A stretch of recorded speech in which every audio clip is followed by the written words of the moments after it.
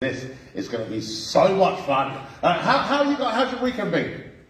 It's been terrific. It's been really busy. We love seeing all of you guys. Yeah. Thank you for being here. Thank you. Thanks for having us in your town. It's lovely. Without fans, we wouldn't have a job, so we greatly appreciate all of you coming out, so thank you. You're here. And we get to see each other, so it's rare that we're all in the same place at the same time. That's true. And you guys are very fortunate and gifted because this, I believe, is the first appearance with the group made by Mr. Patrick Muldoon. He joins us for the first time here. I'm very excited about that, and I know. Big round of applause for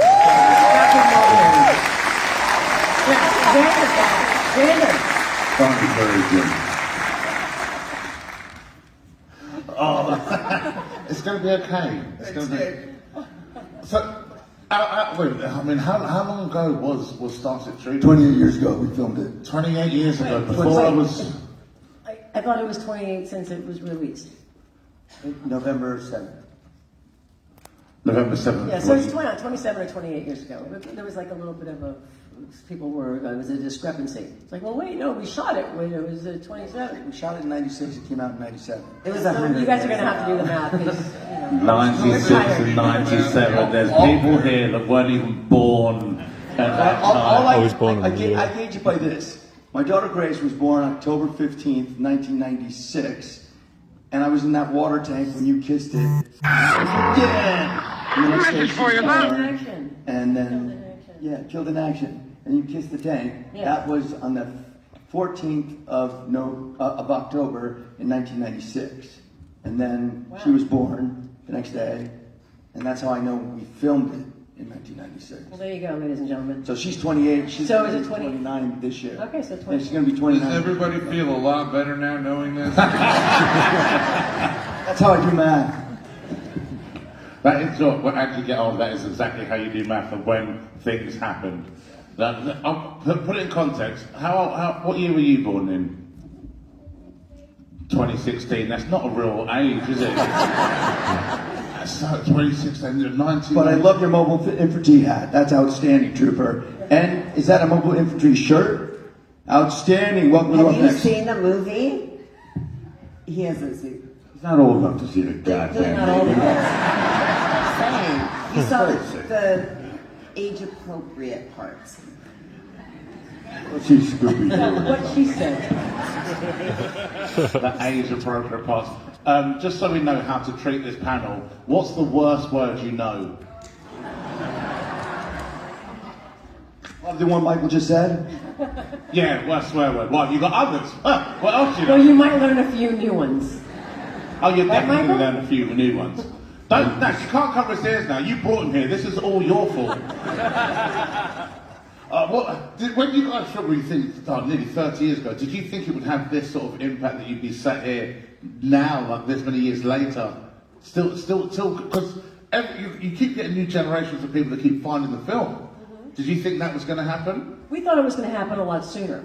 We didn't think it was going to happen for as long as it's been happening. Right. You know, that's the thing. We thought it was going to be a huge success when it came out.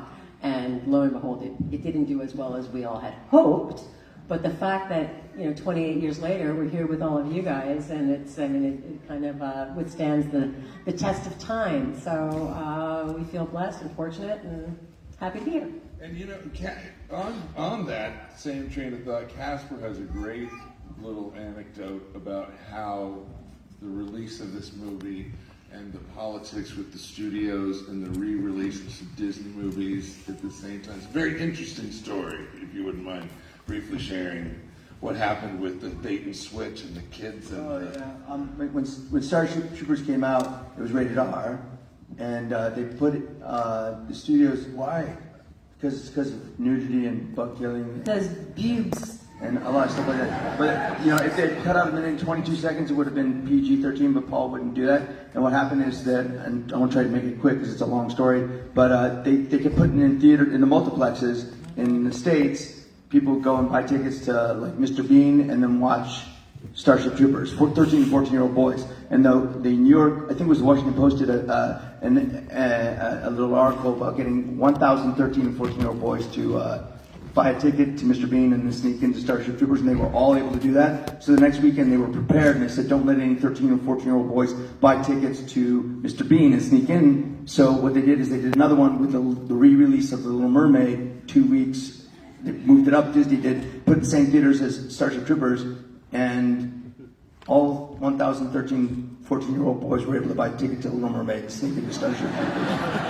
And it made 20-something million on its re-release, which was the highest it had done in a re-release for one of their cartoons. The film originally was. Saying that it was inaccurate. The numbers were inaccurate. Is A what lot of kids were buying the tickets to other movies and watching Starship Troopers. The film was originally supposed to be a satire. If you've read the original book, it was a very right-wing, very hard-nosed, you shouldn't vote unless you kill people, all this stuff. Paul wanted to make a satire about it. Now in Europe, over here, everyone got it as a bit of a tongue-in-cheek story. You know, giving guns to kids and saying, do you want to know more? Go shoot something, this sort of thing.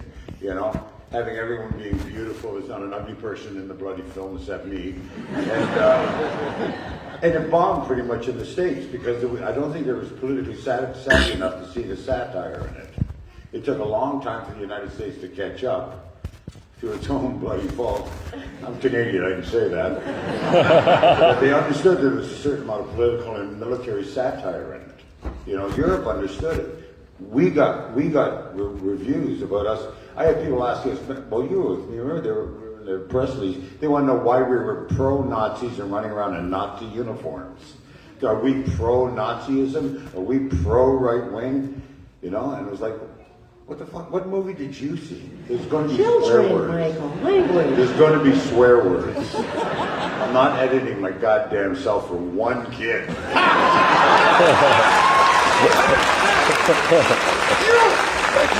Bite your father's hand. It's his fault. But it really was. It was meant to be a satire on the idea of totalitarianism, you know, and all this stuff. And you know, Europe had been through it 3 or 4 times in the last century. America was green in those days. You know, everything was perfect. It was all cows and buffaloes and cowboys, and, you know, assassinated Indians. So, let me get to your side of the story. I'm so happy right now. I love it when the bad stuff isn't being said by me. I will go straight. A quick question, number one. Have you got my height? Have you got a guard next to you? What? Yeah. Everyone else can see that, right? That's right. I don't know, you just appeared. Oh, fair enough. Okay, number one. What's your name first of all? Emmanuel. And what's your question? I've got a question. Did you steal anything from the set Yes. of Starship Troopers? Or did you take anything without them knowing? Yeah. Some did. Who stole what? I stole something from the set? Yeah, did you? Yes, I did. I took well, I don't know if I stole it or if they gave it to me, but the plastic gun that I was using on set, I have that.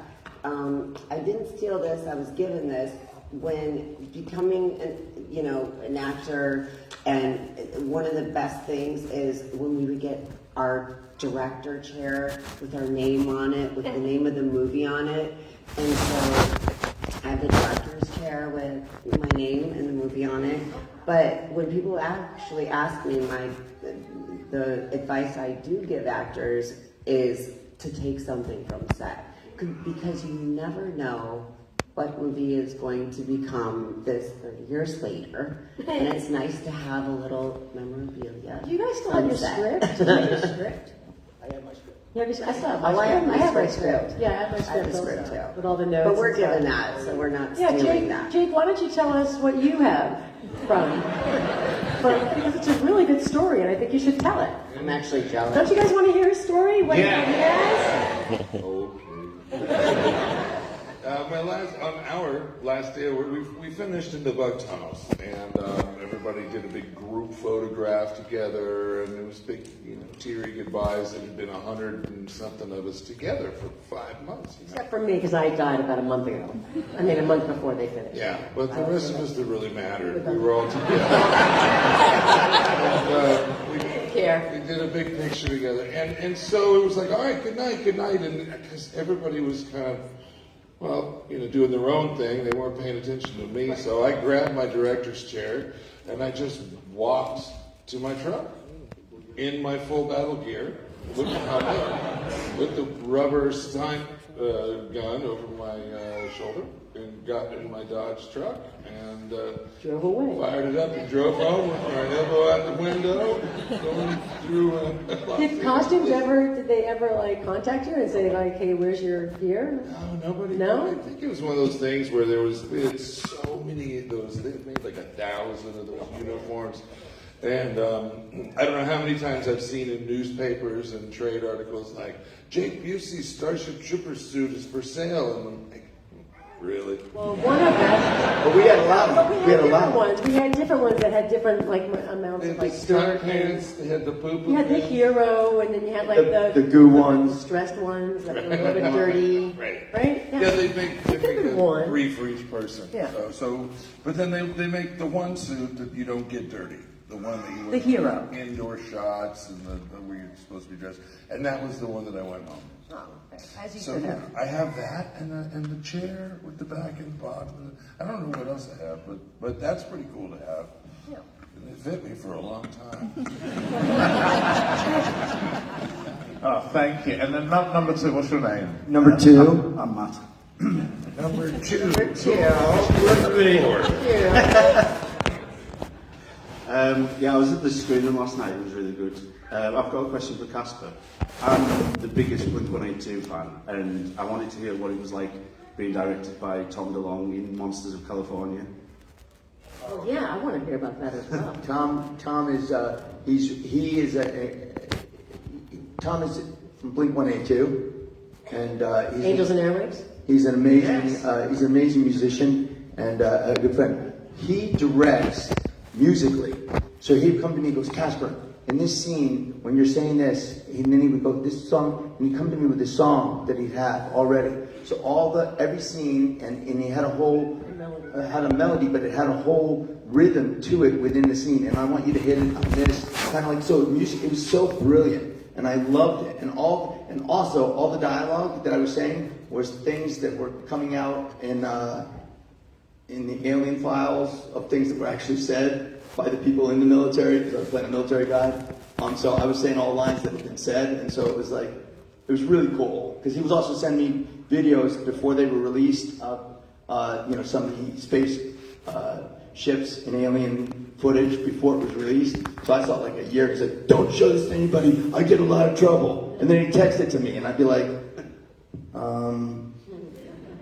And then it came out in the news, some of those, some of the alien stuff. So because he's really involved with that. He's super cool dude. I love him to death. Thank you. Come up there, number 3. Hi, my question is for Denise and Patrick, but Casper may get a bit annoyed with me because it's sort of a pothole. He just said some shit about you, and then. I mean, I'm said it in not saying English? you should fight him, but. You're saying, are you questioning, what did you say? You might get annoyed because my question is about a pothole, but my question is for Denise and Patrick. Why in the space shuttle, when you crash landed on the planet, was there 2 rifles and only 1 knife? Yeah. Did you say butthole or plot hole? Plot hole. Plot hole. When we crashed, there was 2 Guns and 1 knife. And 1 night. Because they're Fleet, and Fleet doesn't really get a knife. Well, wait a minute. So we crashed and I just need to understand. You know what he's talking We call about? that movie magic. Mobile infantry we had them attached to our legs, but they had that in there, so he grabbed it out of there as a spare. I'm going to answer your question on that. So he grabbed it out of there because they didn't have the knives because they're in space, so they don't need to hit the bugs with it from space with knives. We did. We had to hit. If the enemy cannot push a button, that's for Jake. Where did my knife come from then? You grabbed it out of the ship. Yes, And you put it in your pants. It's in her. I have a knife in my pants right now. So that's where it came There was from. no knife in his pants. No knife. Then he gave that knife to Denise. Yeah, but shouldn't Denise have had her own knife? No, he grabbed it out of the From ship. the He ship. grabbed it out of the little spaceship. Yeah, but there should have been a second knife. Wait a second. You're answering questions to a guy who's got a giant worm on his shoulder. Come on. And you have a worm on your shoulder, and I got my brain sucked out. So I don't know. I mean, you're right. He didn't get annoyed. That's the main thing was all. Thank you for answering my question anyway. Thank you, dude. Who's at number 4? Number 4. Hi guys, how you doing? Hey, how are you? My question's for Casper. Do you know in the movie, the first movie, where you were promoted to squad leader and you got one of your teammates killed? For that punishment scene when you were whipped, were you actually whipped? Yes. Was it actually what? Whipped. Oh, was it actually? You know, I get that question a lot. I know a lot of people that would like to whip me. Some of them are in this room right now. We're all sitting on the couch. And, but I wasn't actually whipped. And what's interesting is Theo, who was doing that, trained with that whip, and he kept getting, it was like it was like the longest whip you can have, and they had him like 6 inches away from me, from where the whip would go to me, and they'd measure it out. And you can see in the movie how close it is. And they kept telling him to get closer. And he was freaking out. And one time he did it, and he ran up to me and said, "I'm so sorry, Casper, I'm so sorry." Because he thought he hit me. But he's like, but I felt the wind on my back. But he never did hit me. So, no, I wasn't actually getting whipped. And he says hello to everyone, by the way, Teo. He couldn't be here. And He's a great guy. He said he really wished that he could be here, so he says a big hi to all of you. But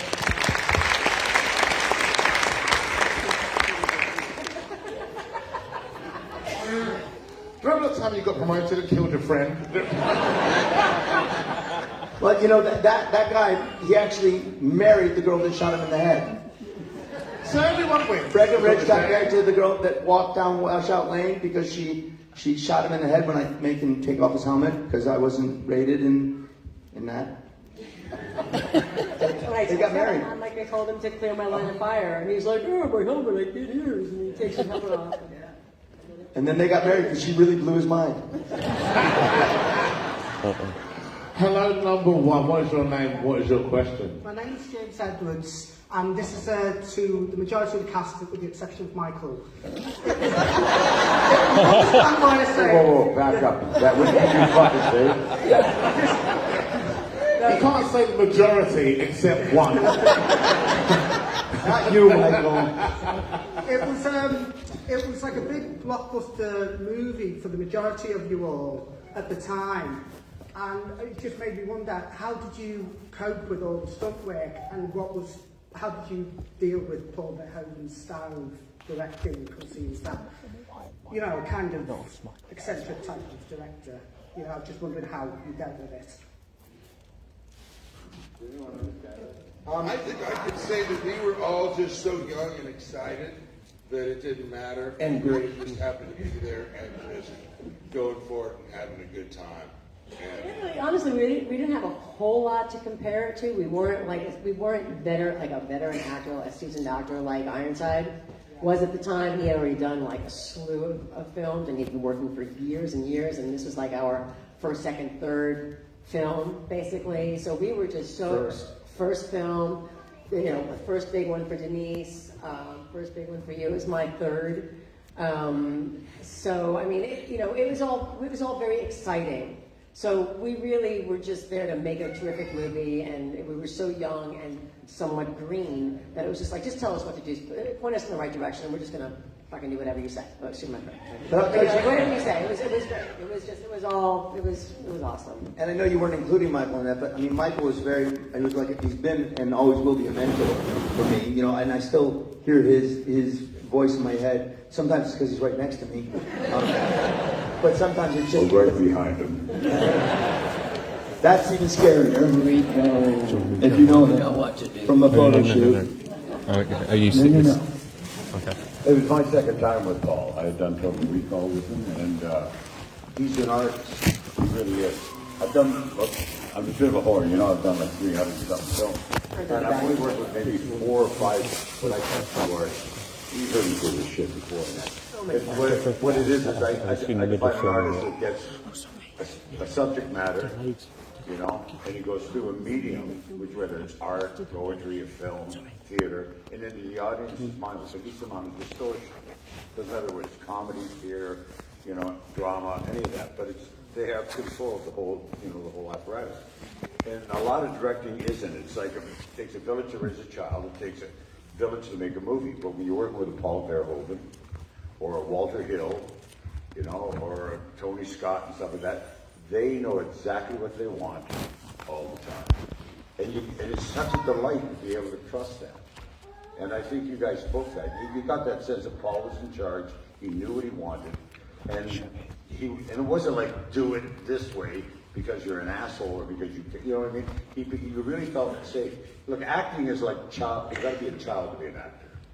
There has to be a childlike behavior, a childlike belief system, and to have somebody who you trust and authority that creates that space for you, that's safe.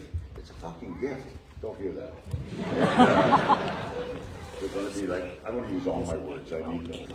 And, it actually stands for fornication of the carnal knowledge. It's okay. But, and truthfully, Paul's an artist.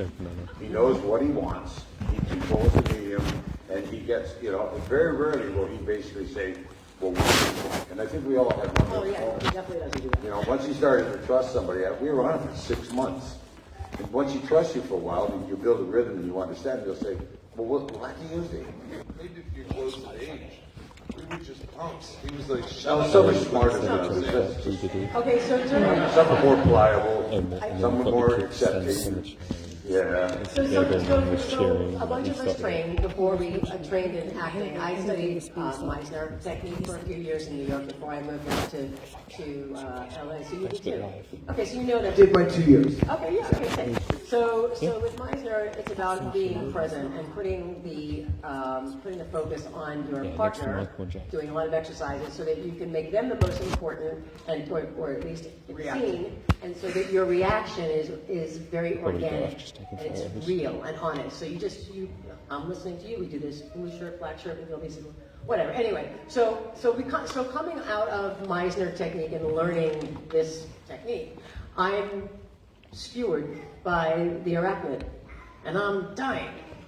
And Paul says, "Hey, Casper, rip the pincer out of this and this. I want you to scream." And I'm saying, coming out of Meisner, I'm like, but I have a hole in my lung and it's probably collapsed and I probably don't have. Dina, stop being so difficult, just scream!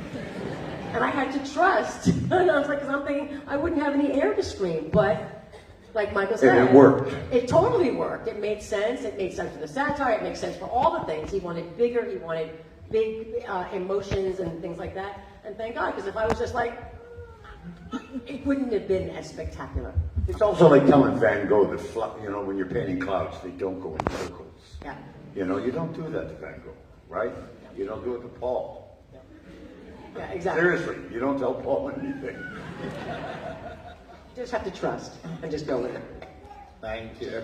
I had a wonderful moment with Paul. I'll never forget. We were on the firing line at the Clondathu base, the big main silver military base that we're at, and we're up on the ramparts, the second floor wall there. We're shooting at all the bugs. That was Planet P, wasn't it? No, Clondathu, our main place, where Hell's Half Acre. When Denise and I come in, the main place where the ship lands. That was the nighttime, the night shots. No, it was our main place where we did boot camp there, Clondathu. Oh. So we're up on the wall and we're shooting and all this, and it's just take after take after take, and it would just, they say action, and you just pull the trigger and unload 27 rounds of that was fun. And the guns at the end had a flash suppressor, and the blanks went off, and they sent, the powder would come out, and it was hot. And the shells. The shells would come out of the side of the gun back here, but then out of the front, you would have like heat and it was like a pepper spray, And if it hit you, it was hot and it really hurt. And over and over and over and over and over again, it gets old. And so somebody was shooting and shooting and shooting next to me, and it kept hitting my neck, and it was like my neck was on fire, and I kept asking, like, can we reset this so I'm not getting shot in the neck with this gun every day, all day long? And nobody would address it or do anything. And finally, I just had enough. It was like, you know, when you're holding your hand over the flame of the stove, at a certain point, you finally have to pull your hand away. So I just dropped my gun and I walked down just to take a break, just to catch my breath and get off the firing line and take a minute. And there were so many of us filming and stuff, and they're filming all of us. I didn't think they would notice me gone. You wouldn't notice the 6'3" tall blonde guy. And Notice. yeah, well, so I walked down just to take a second, and Paul comes running after me. And he runs down the rampart and he goes, "What are you doing?" And I said, "What?" And he goes, "Nobody walks off of my set." And I said, "I'm getting the shit blown out of my neck here, and it's killing me, and it fucking hurts. Like, we need to change something." And he starts yelling at me, I don't care, you don't walk up on my set, I don't know who you think you are. And I was like, "I'm just hurting." And we're screaming at each other, and then we're both just yelling at each other, and then he grabs my lapel, and he pulls me really close, and he goes, "You see? Now we are making a movie together. Let's go do this." And then, you know, from then on, Paul was like my crazy, fun uncle, and I loved him. And I just thought, you know, people have their stories about this, that, and the other, and their interpretations of how they feel about, you know, oh, he's a crazy maniacal or whatever, he's a jerk. No, he's passionate, like Michael says, and I learned at that young age, wow, this guy is something else, and I grew to love him as like an uncle at that point, and we had a great shoot the rest of the time. Yeah. He always wanted to pack more and more of us into the frame. So we were always shooting very close together.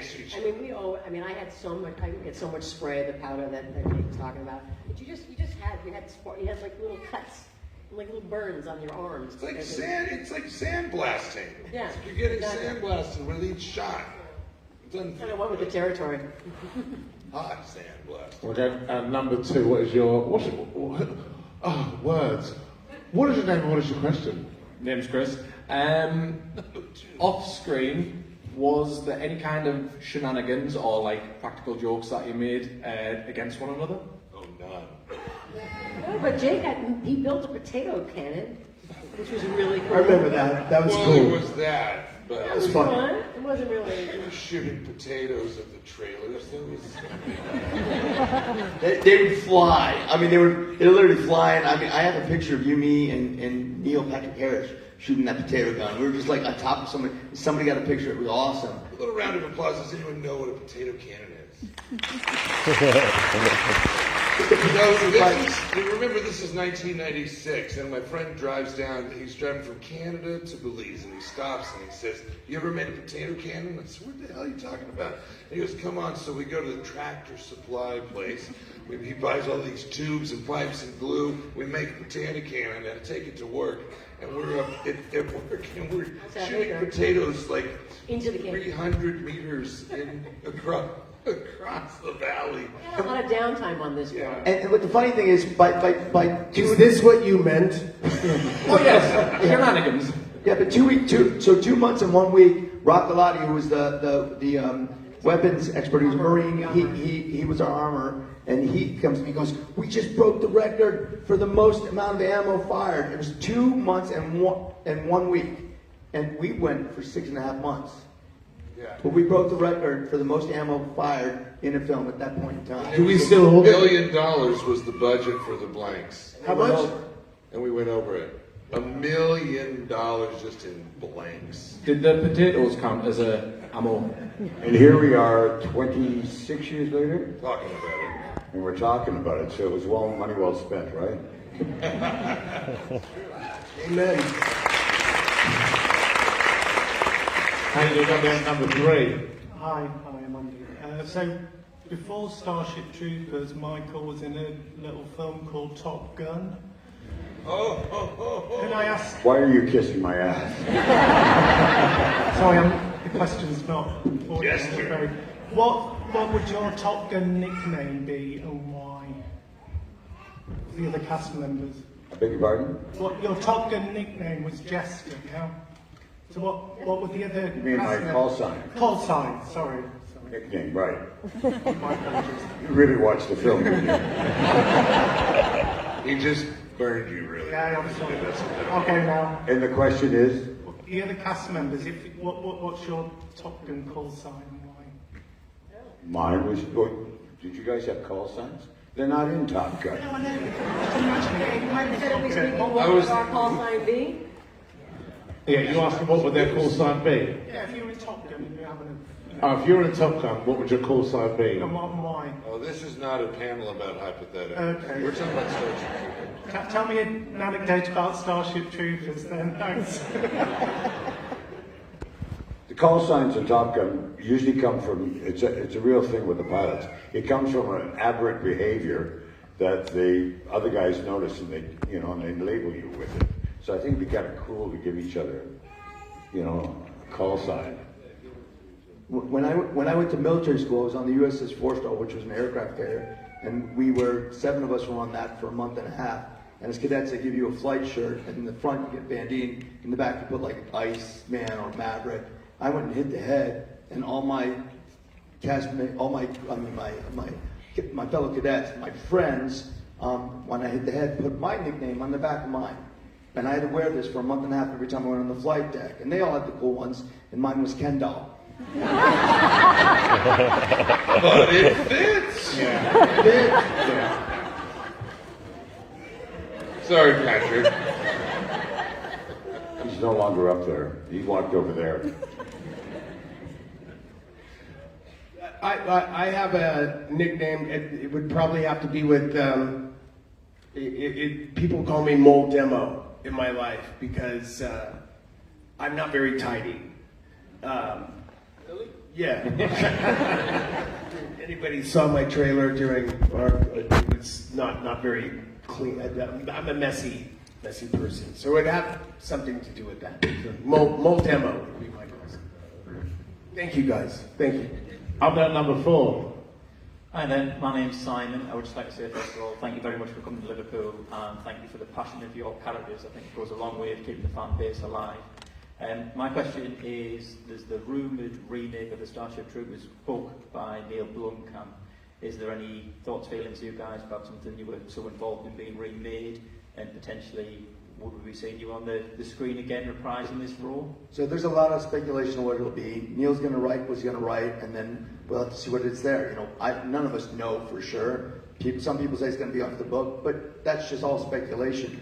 Neil's his own director, and I'm sure it's going to be an interpretation that's going to be unique to what he likes to do. I mean, he did District 9, which was an incredible film, and he's done other films too. So I'd like to see what his perspective is without trying to think in my mind what it's going to be, because I don't know. Yeah. It's what he writes. None of us have been asked to do it, basically. That's a real shame. And the thing on what Denise is saying is like, this guy clearly, if you've seen his movies, they are what we thought Starship Troopers was going to be. I mean, they're dark, they're dirty, they're like, his films are gritty, and we kind of thought Starship Troopers was going to be that way. But being that that's the case, sadly enough, I mean, some of us that survived the, whatever, it'd be fun to think that we could come back in one of the new ones, and I would love nothing more than to be a part. But I seriously doubt that he's going to want to have anyone that had anything to do with Paul's original involved in his. I think he's making a totally new picture, a totally new world, and we're the old. Yeah, and it's all speculation. We have no idea. We don't know what he's going to write. We don't know what he's going to do, and we don't know if they're going to call us anyway. So When Paul made the film, you got to remember, Paul was raised in the aftermath of World War II. you know, in the Netherlands and stuff like that. He actually said at one point, he said a childhood game for him and some of his mates is they'd find old 88 Panzer shells, right? They'd find them and stuff, and they put their foot on them and hit them with hammers and watch them fire off across fields and stuff. And one of his friends got a foot damaged or something. And that's a completely different concept with war than somebody who was raised in some posh little middle-class town in Los Angeles or, you know, in the United States. Paul made a satire on war. He hated the book. He thought the book was irresponsible, and he wanted to take the piss out of it. This fellow is reading the book now, and there's quite a right-wing kind of commitment going on in the United States, and there's a whole different take on that material. I wish they'd leave this shit alone. Cheers, thank you very much. Should leave it alone. Keep it as it is. It's unique to itself. My name is Crystal, and my question is for anybody in the cast. Were there any scenes that any of you guys filmed that didn't make it in the film that you wish you had? He was pretty concise. I think he shot what he needed, and he didn't shoot anything. Yeah, your love seems to be good. Me? Our love scene, Jake. I don't remember. I just said you could take me around. In our love scene. Yeah, we had a love scene. Exactly. Yeah, and you were like, hell no. So after I got the movie, Paul called me into at the studio. He said he wrote a new scene, and it was me and Casper where I was topless, and I said, I just don't think this is pertinent to the story or the character. And I thought I was going to get fired. I left actually calling my agent crying, saying I think I just got fired from the movie after I auditioned 6 times, screen tested with Casper. He and I screen tested together. But I was actually, and I didn't get fired, obviously. And then it comes out. The first person to call me, I'm not joking, is Paul. And he's like, I saw Wild Things. You took your top off for that movie, but not my movie.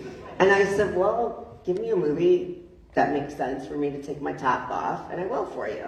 So that's how that went. You're talking about? Paul was required to do a test for our 2 characters, and he had to do 2 people had to screen test. And that's exactly what it said. So when we went there to screen test, like, well, you have to screen test for this guy. So I'm like, well, who am I screen testing against? He goes, in the contract it says 2 people have to screen test. So it's just you and Denise. And I was like, so what, you know, in screen test usually you're testing against another person for the same role. But because it was only 2 tests, Chemistry he test. literally did just the 2 of them. It was a chemistry test for you guys. But it was hardly even that. Just with Paul. We upped it up, and we really upped it up. Can I answer the politics or something like that? Do you mind if I answer the politics or something like that? Paul does not like studio interference. So if they said it's going to be a test, he'll run it so that they have no choice but what he chooses.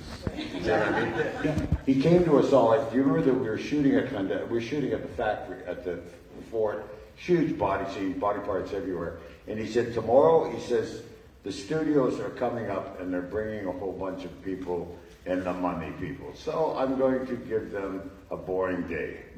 And what he did is they came up, they put all their chairs up, and they got everything ready, they got all their little drinks and their fruit, and he spent the next 7 hours shooting body parts and blood on the floor.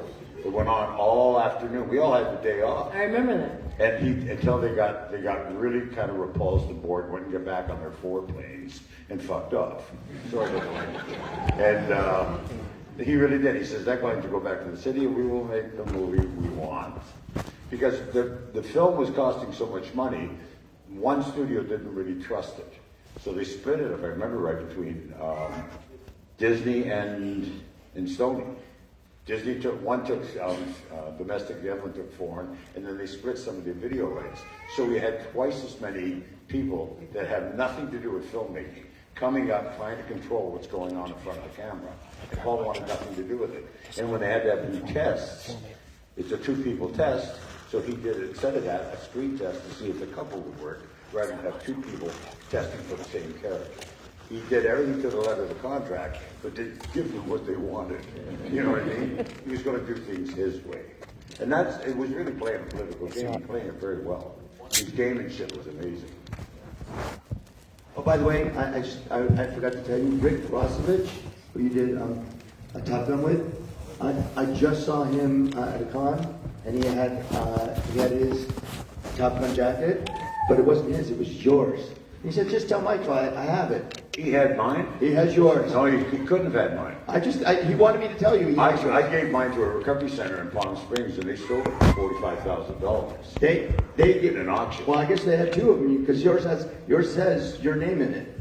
He showed me it. Well, then he had it made. No, then what? Did you have asked two? earlier Were about there taking two or stuff, three? taking things from sets, right? I take stuff so that I can hold on to it a couple of years, and then I give it to auction and auction it off, and then the money goes to foundations that, like a recovery center in the desert or a hospital for like people with broken backs that need money and stuff. So, I got my jacket. I took Jester. Maybe he's wrong. It says Jester in it too, though. His is counterfeit. His is wrong. He's got his. Or he's got the real one in his. I took her. I walked off with it like I did a. Jake Busey? I did a Busey. Jake Busey? On this film, I took the helmet. Maybe there was a stunt one, a Jester stunt jacket. Sometimes they have a second one in case. I know they might have had a second one because only 5 people went up to jets. I never went up to the jets. They only allowed So then what's so they the might have had law? somebody. But the flight jackets were never in there. Flight jackets are afterwards. So that's interesting. Somebody. Rick got stoned for that one. We'll get one more question at number 2. Number 2. Hi, I'm Dan. Mine's a bit of a two-parter, but you've pretty much alluded to the first part. It was regarding the fact that 10 years prior, you had Paul Verhoeven create RoboCop, a dystopian look at the future. And so, with his previous work in mind, were you guys, obviously, Michael was very much initialized, but were you guys aware of what you were going into? The grit, the gore, the nuance that he brings to these powerful thematic. I was a huge Verhoeven fan. I loved RoboCop. I loved that it was funny. When I read the book Starship Troopers, I read it in military school, and I thought it was cool because of the the power suit, power armor.